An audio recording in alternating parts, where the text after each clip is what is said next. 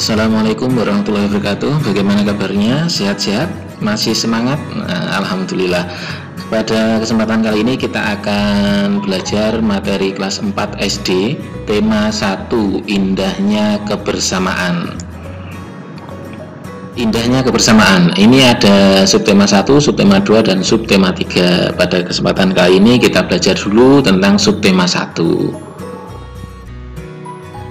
Pada subtema 1, keberagaman budaya bangsaku.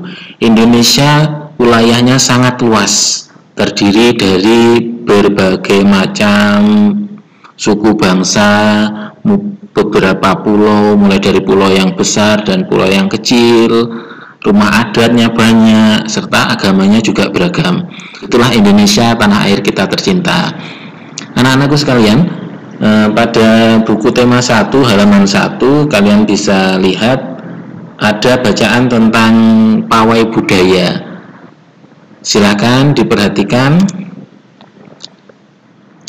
Pada bacaan pawai budaya yang ada di halaman 1 buku tema 1, di situ ada beberapa paragraf. Ada yang masih ingat apa itu paragraf? Pada suatu bacaan, ini bacaan itu terdiri dari beberapa paragraf. Paragraf ini ditandai dengan kalimat awalnya yang menjorok ke dalam. Mari kita hitung sama-sama, ada berapa paragraf di bacaan ini. Yang ini, yang paling atas paragraf 1, bawahnya 2, bawahnya lagi 3, bawahnya 4, yang paling akhir 5. Jadi bacaan pawai budaya ini terdiri dari 5 paragraf. Silakan diperhatikan dan dibaca dengan seksama dan dengan teliti.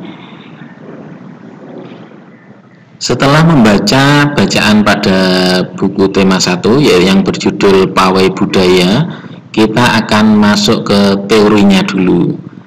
Teorinya apa? Teori tentang paragraf. Bacaan tadi itu terdiri dari beberapa paragraf. Paragraf memiliki gagasan pokok yang didukung dengan gagasan pendukung. Gagasan pokok adalah ide utama dalam suatu bacaan.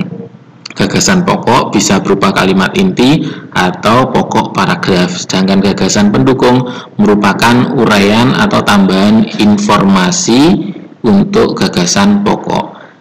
Dari beberapa kalimat ini yang paling penting adalah paragraf, gagasan pokok, dan juga gagasan pendukung. 3 hal ini yang akan kita pelajari bersama. Pada bacaan pawai budaya ini terdiri dari beberapa paragraf. Tadi sudah kita hitung, jumlah keseluruhannya adalah 5 paragraf. Tapi yang ditampilkan ini sebagian aja. Kalau yang di sini paragrafnya ada 3 paragraf. Yang atas sendiri 1, yang tengah 2, yang paling bawah adalah paragraf ketiga. Kita ambil contoh pada paragraf pertama. Pada paragraf pertama, pawai budaya sangat menarik bagi warga kampung Babakan. Pawai ini selalu menampilkan keberagaman budaya Indonesia.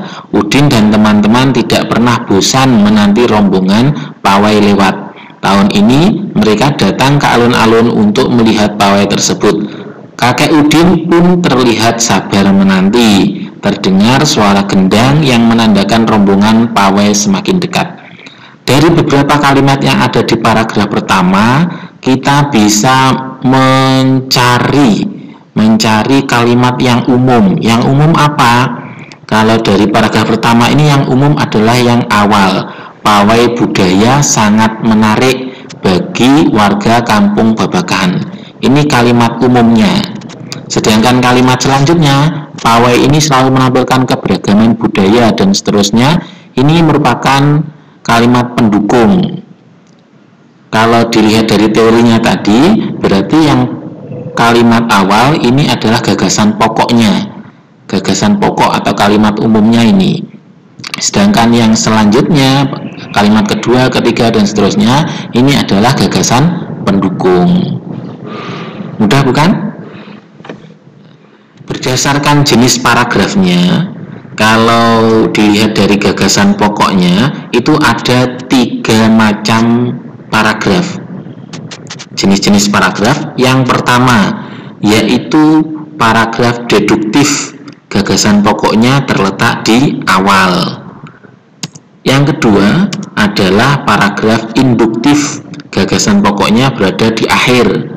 Dan yang ketiga adalah paragraf campuran, gagasan pokoknya ada di awal dan di akhir. Deduktif, kalimat utama atau gagasan pokoknya di awal, induktif, gagasan pokoknya di akhir, dan campuran di awal dan juga di akhir. Yang pertama itu gagasan pokoknya ada di awal. Kalau ada di awal berarti termasuk contoh paragraf deduktif. Nanti kalau kalimat utama atau gagasan pokoknya di akhir baru induktif. Kalau campuran paragrafnya gagasan pokoknya ada di awal dan di akhir. Sudah paham dengan gagasan pokok dan gagasan pendukung? Kalau kita mempelajari sesuatu masih dalam tahap teori memang terlihat agak sulit. Tapi untuk memperdalam pemahaman kita, mari dikerjakan buku tema 1 pada halaman 4 dan 7. Kalian tulis gagasan pokok pada bacaan pawai budaya dan juga gagasan pendukungnya apa. Silakan dilengkapi, dikerjakan, dan nanti di akhir akan kita bahas bersama. Sudah selesai mengerjakan gagasan pokok dan gagasan pendukung? Kalau sudah, mari kita bahas bersama. Untuk yang pertama, paragraf 1 tadi sudah dibahas. Yang merupakan gagasan pokok adalah yang awal, pawai budaya sangat menarik bagi warga Kampung Babakan. Ini gagasan pokoknya. Sedangkan pawai ini selalu menampilkan keragaman budaya Indonesia sampai dengan pawai semakin dekat. Ini adalah gagasan pendukung. Paragraf 1, gagasan pokoknya di awal termasuk paragraf deduktif. Ya. Yang kedua, di barisan pawai terdepan terlihat rombongan dari Maluku dan seterusnya. Kalau kita lihat yang merupakan gagasan pokok adalah yang gagasan pokok adalah kalimat awal. Di barisan pawai terdepan terlihat rombongan dari Maluku. Di awal ini gagasan pokoknya termasuk paragraf deduktif. Ya, lanjut lagi paragraf ketiga. Budaya Bali terkenal karena bunyi musiknya yang berbeda. Rombongan dari Bali membunyikan alat musik daerahnya, ceng-ceng namanya, dan seterusnya. Paragraf ketiga ini apabila kita perhatikan itu gagasan pokoknya juga ada di awal. Budaya Bali terkenal karena bunyi musiknya yang berbeda. Ini gagasan pokoknya. Sedangkan rombongan Bali kalimat selanjutnya ini merupakan gagasan pendukung. Karena gagasan pokok ada di awal, paragraf ini termasuk paragraf deduktif. Paragraf keempat sekarang. Rombongan dari Bali diikuti oleh rombongan dari Toraja. Wanita Toraja memakai pakaian adat yang disebut baju poko, dan seterusnya. Paragraf keempat ini juga termasuk paragraf deduktif. Gagasan pokoknya ada di awal. Sedangkan kalimat selanjutnya ini merupakan kalimat penjelas saja. Kalimat gagasan pendukung. Terakhir sekarang, paragraf kelima. Udin dan teman-teman senang melihat pawai budaya. Selalu ada hal baru yang mereka perhatikan sampai dengan sangat beragam, kaya, dan mengagumkan. Pada paragraf kelima ini, gagasan pokoknya juga masih di awal juga. Ini gagasan pokok. Udin dan teman-teman senang melihat pawai budaya. Titik, ini gagasan pokok. Kalimat selanjutnya selalu ada hal baru, ini adalah gagasan pendukung. Karena gagasan pokoknya ada di awal, ini termasuk deduktif juga. Jadi pada bacaan pawai budaya ini dari paragraf 1 sampai dengan paragraf kelima semuanya gagasan pokok berada di awal, yang disebut dengan paragraf deduktif. Setelah mempelajari tentang bacaan pawai budaya yang isinya kita membahas tentang gagasan pokok dan juga gagasan pendukung, Tadi ada paragraf deduktif, gagasan pokok ada di awal, ada paragraf induktif, gagasan pokok ada di akhir, dan juga ada paragraf campuran, gagasan pokoknya ada di awal dan di akhir. Sekarang kita lanjutkan pembahasannya tentang budaya yang ada di sekitar kita. Kalian tentu mempunyai teman yang berasal dari berbagai macam daerah, berbagai macam suku, dan juga berbagai macam agama.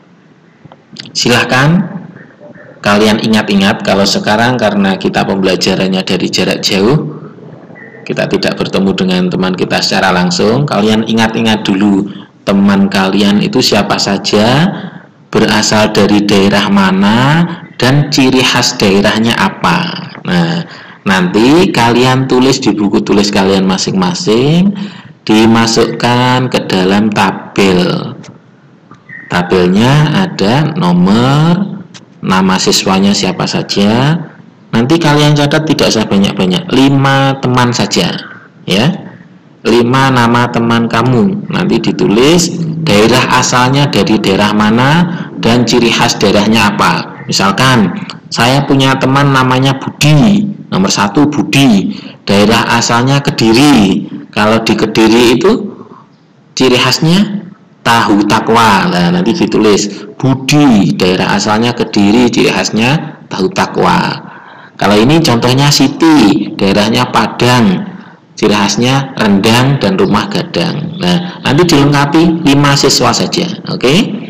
Setelah itu nanti kalian juga tulis di buku kalian tentang sikap menghargai keberagaman. Teman-teman kalian tadi kan berbeda, ada yang laki-laki, perempuan, berasal dari daerahnya juga berbeda, agamanya juga berbeda. Nah, kalian tuliskan bagaimana untuk menghargai perbedaan tadi, sikap kalian untuk menghargai perbedaan keberagaman teman-teman kalian tadi. Kalian tuliskan dalam tabel juga 5 poin. Sikap menghargai keberagaman nomor 1 sampai dengan nomor 5, dan juga contoh yang tidak menghargai. Nah, ini contohnya, kalau sikap menghargai, bermain bersama dengan teman yang berlainan agama. Misalkan punya teman agamanya ada yang Islam, Kristen, Hindu, Buddha, kita bermain tanpa membedakan agama. Bermain ya bermain saja, itu contoh menghargai. Sedangkan yang tidak menghargai, bermain hanya dengan teman yang satu suku saja. Misalkan karena sama-sama dari Jawa, bermainnya hanya dengan orang Jawa saja. Sedangkan teman yang lain dari suku Madura atau suku Sunda atau yang lain tidak diajak bermain. Itu contoh yang tidak menghargai keberagaman. Silakan dilengkapi, dikerjakan di buku tulis masing-masing, dan nanti pada kesempatan berikutnya akan kita bahas bersama.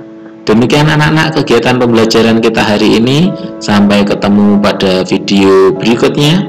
Wassalamualaikum warahmatullahi wabarakatuh.